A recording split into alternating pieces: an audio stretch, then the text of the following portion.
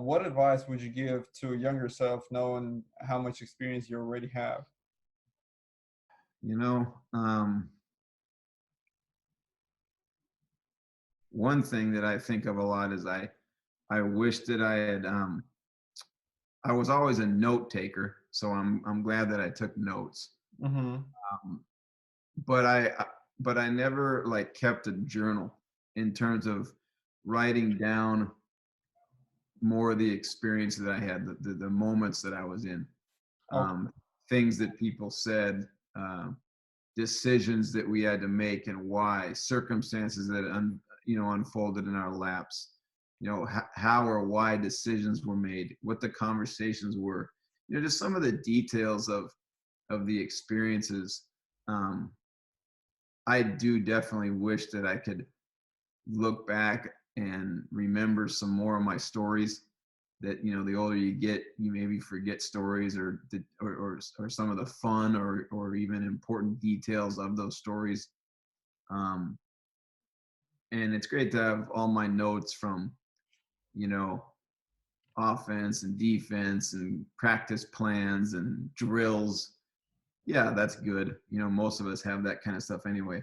But some of the other stuff that ended up being more the the details of experience and circumstances and what was going on and things like that, I think would be really fun to be able to look back at, but I think would be really valuable to be able to go back and study, as in terms of really understanding these are the situations that I've been in, these are the conversations I've been in, these are the decisions that we've been up against before, this is how we thought about it and why we did what we did. Like, to get to drill down deeper on that, I wish I'd done that.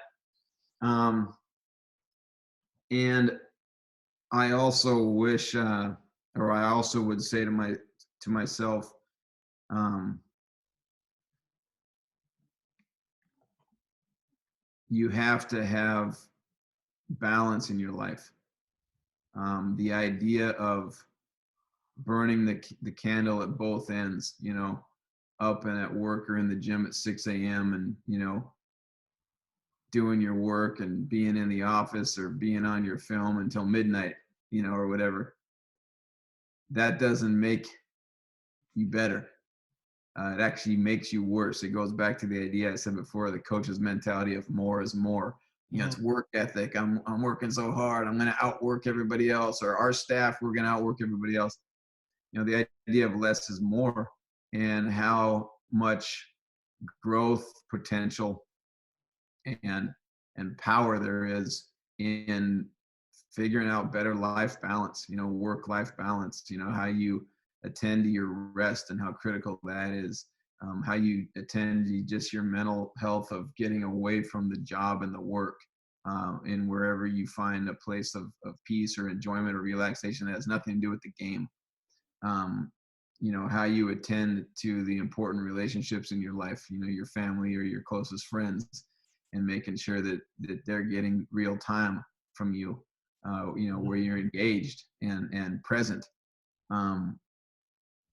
Those are all how you develop, yourself in terms of being an interesting human being, not this one-dimensional person that all anybody ever sees of you or knows of you or thinks of you, and your only sole existence is, I'm a basketball animal, I'm a basketball junkie, I'm a basketball coach, I'm a basketball 24/7.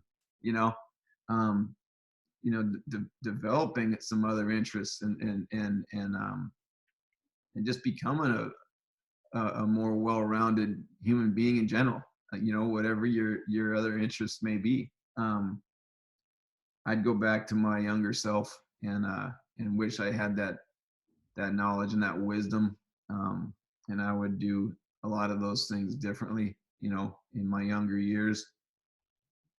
And to kind of finish the answer, I would say that I was the best thing that ever happened to me in my coaching career, for a bunch of reasons, but this is a big one, was when I went to San Antonio, with the Spurs, and got to work for Greg Popovich. By the time I got to San Antonio, I had already been an assistant coach in the NBA for 11 years. Mm-hmm. And so I wasn't I wasn't a novice at that point. And to be able to go to San Antonio, having been, having experience and having been able to work in multiple other NBA organizations and having been able to work for 2 other NBA head coaches that I believe will both end up in the Hall of Fame, and, in Rick Carlisle and George Karl.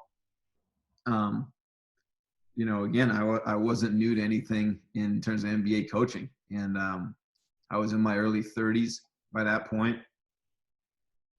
And it was the first time in my life and in my, professional life, where I got to see the illustration and the execution and the commitment to a philosophy and a lifestyle of that work-life balance I just described. Mm-hmm. And Pop not only living that, but teaching us, all about it. And that, by teaching us, I mean his assistant coaches and his players, and truly living and believing and demanding that everybody become well-rounded, healthy people, that we're not just one-dimensional, just about basketball all the time. And he led all of us by example. He taught all this, all of us that. He demanded that.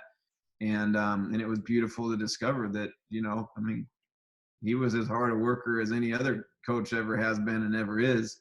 And he's intense and he's a grinder. He does his work. But the idea of, like, we're going to work hard, but we're going to work smart. We're going to be efficient. We're not going to work all day and night. Mm-hmm. And we're not going to create work just for the sake of creating work. We're going to work if it is work that needs to be done that makes sense.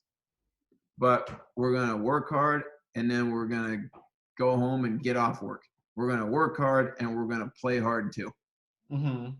And he really did reveal to me for the first time in my life and my professional existence how to discover that balance and how much power is in that in terms of the health and the happiness, and overall just living a better life, just living a more fulfilling, better life. So that was incredibly valuable for me. To me, that's priceless, because I'm a big one on taking notes. But when you mentioned journal, this is just unbelievable.